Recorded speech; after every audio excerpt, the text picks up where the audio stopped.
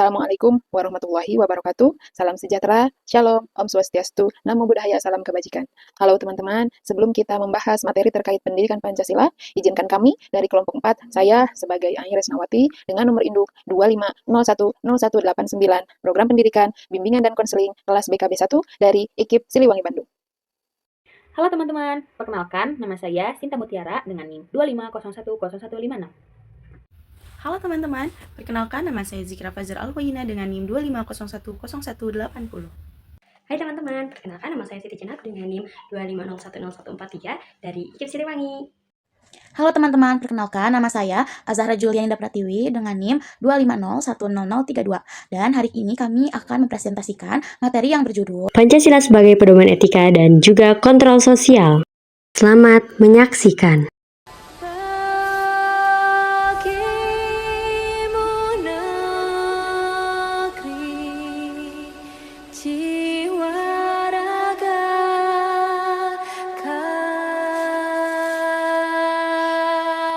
Pancasila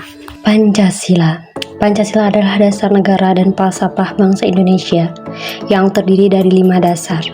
Setiap dasar mengandung nilai-nilai, moral, etika, dan prinsip kehidupan yang dijadikan pedoman. Pancasila memiliki peran fundamental untuk menyatukan keanekaragaman bangsa. Pancasila sebagai pedoman etika.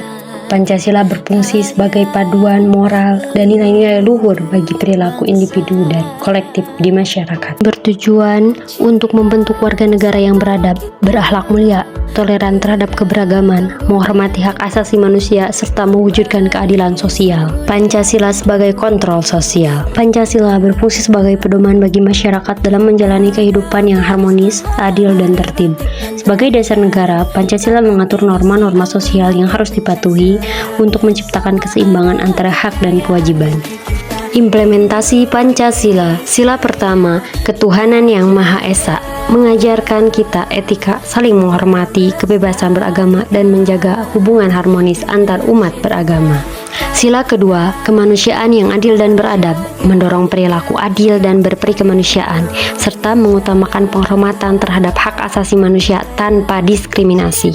Sila ketiga, persatuan Indonesia, menekankan pentingnya menjaga persatuan dan kesatuan di tengah keberagaman, dengan mengedepankan semangat gotong royong dan solidaritas.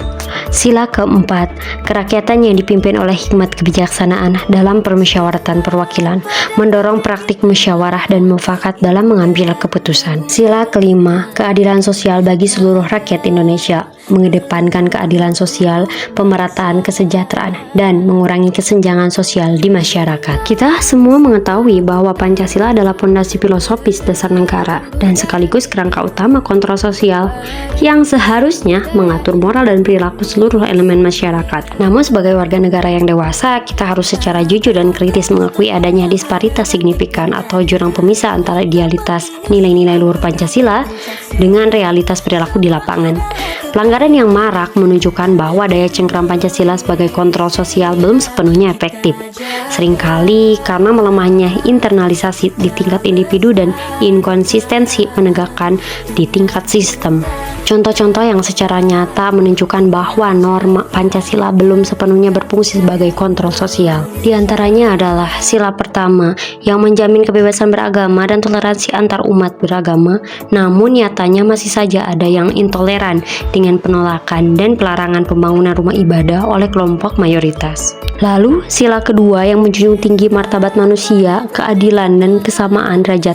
Namun, perundungan, bullying, dan kekerasan maraknya di sekolah dan juga tempat kerja. Lalu, sila ketiga yang mengutamakan persatuan, namun politik identitas destruktif malah memanfaatkan isu SARA secara ekstrim dalam kontestasi politik yang memecah belah masyarakat. Juga untuk sila keempat yang mengutamakan musyawarah untuk mufakat, namun korupsi, kolusi, dan nepotisme atau KKN yang jelas mengkhianati nilai musyawarah mufakat karena pengambilan keputusan didasarkan pada kepentingan pribadi atau kelompok, bukan demi kemaslahatan rakyat. Juga untuk sila kelima yang menjamin pemerataan kesempatan, kesejahteraan bersama, dan tidak adanya kesenjangan yang mencolok, namun faktanya eksploitasi sumber daya, pengusaha sumber daya alam secara masif oleh segelintir segelintir elit atau pengusaha besar tanpa memperhatikan hak masyarakat lokal yang memperburuk ketidakadilan ekonomi dan kesenjangan sosial. Fenomena pelanggaran ini adalah panggilan kolektif. Pancasila tidak akan gagal sebagai dasar negara,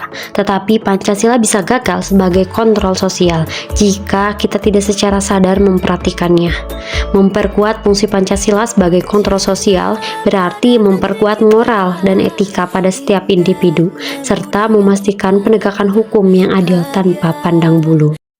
Leluhur bangsa